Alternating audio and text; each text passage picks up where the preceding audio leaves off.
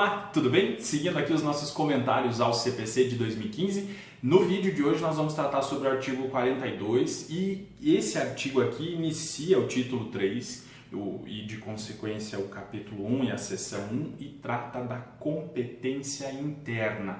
Então nós já vimos, sobre a jurisdição interna e externa e agora nós temos que entender como que se subdivide o trabalho dentro do Poder Judiciário brasileiro no âmbito civil. E vamos começar tratando então sobre o artigo 42, que disciplina da seguinte forma: as causas cíveis serão processadas e decididas pelo juiz nos limites de sua competência, ressalvado às partes o direito de instituir juízo arbitral na forma da lei.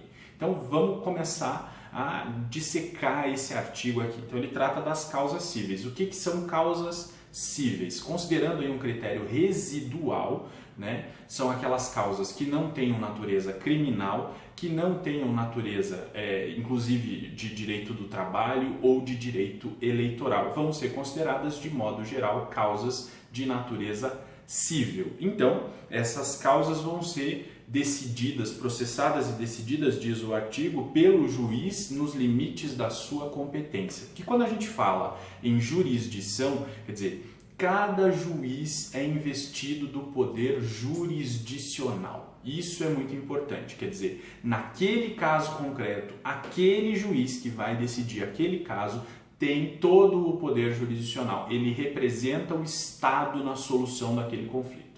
Agora, é necessário que esse poder jurisdicional seja subdividido, quer dizer, que o serviço seja distribuído em vários níveis, em varas, em subseções, em comarcas, em tribunais, justamente para otimizar o serviço do Poder Judiciário. E aí que entra a ideia de competência como essa forma de divisão dos serviços dentro do Poder Judiciário.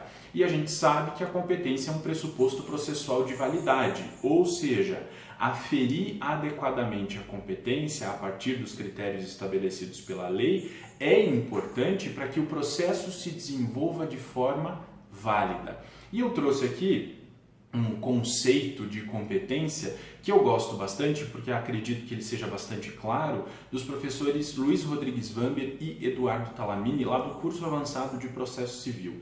Eles dizem o seguinte: a competência, em última análise, significa a aptidão decorrente da lei processual, lato sensu, e das regras de organização judiciária para que determinado órgão do Poder Judiciário exerça a jurisdição em determinado caso concreto. Então, aqui eles explicam adequadamente esse conceito de competência justamente como essa ideia de subdivisão de trabalho dentro desse organismo bastante complexo que é o Poder Judiciário. E isso se dá por vários motivos e um dos grandes motivos é a eficiência dos serviços prestados pelo Poder Judiciário. Quer dizer, eu divido o serviço em vários órgãos e defino a competência de cada órgão justamente para criar a eficiência na prestação desse serviço de solução de conflitos que é prestado pelo Poder Judiciário. E aí nós temos alguns critérios de distinção da competência. Temos o critério material, que leva em consideração a matéria objeto do litígio para definir qual juízo é materialmente competente. E aqui nós temos então um critério de competência de natureza absoluta. Temos também o critério funcional, que leva em consideração a função que cada órgão judiciário desempenha nessa organização da jurisdição. Também se trata de um critério de natureza absoluta.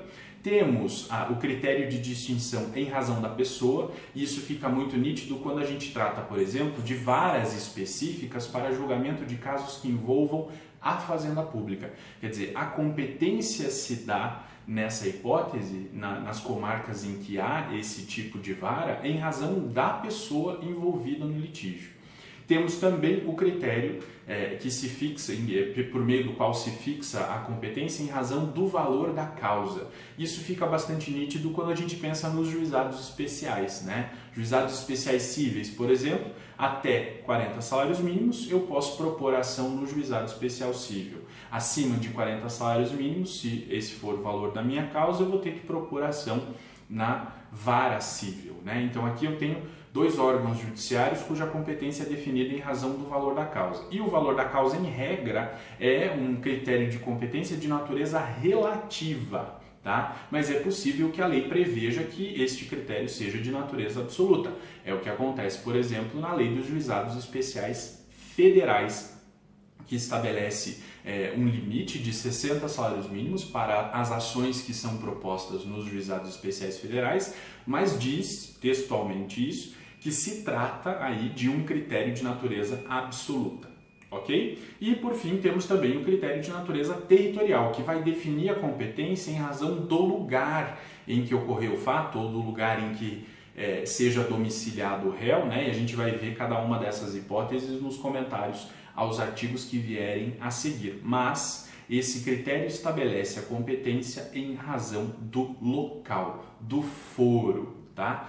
Todos esses critérios têm que ser analisados para se definir qual é o juízo competente para a análise deste ou daquele caso, né? E isso é importante porque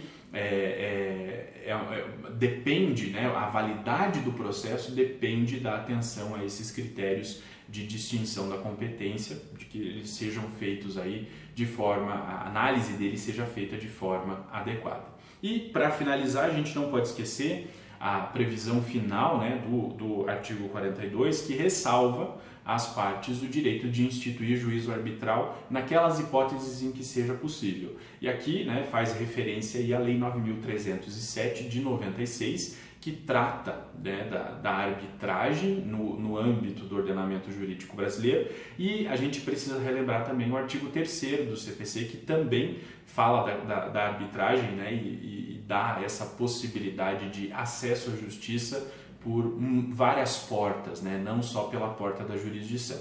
Então, naquelas hipóteses em que se admita a arbitragem, é possível que as partes compactuem isso, né? E em vez de buscar a satisfação, a resolução do conflito perante a autoridade judiciária, vão buscar então a solução daquele conflito perante o juízo arbitral, ok? Era isso que eu tinha para tratar a respeito do artigo 42. Nos vemos no próximo vídeo e você já sabe, né? Se gostou, espalha por aí, curte, comenta, compartilha, chama os seus amigos para curtir o canal, porque é sempre muito importante cada vez mais ter mais gente por aqui estudando processo civil. Até mais!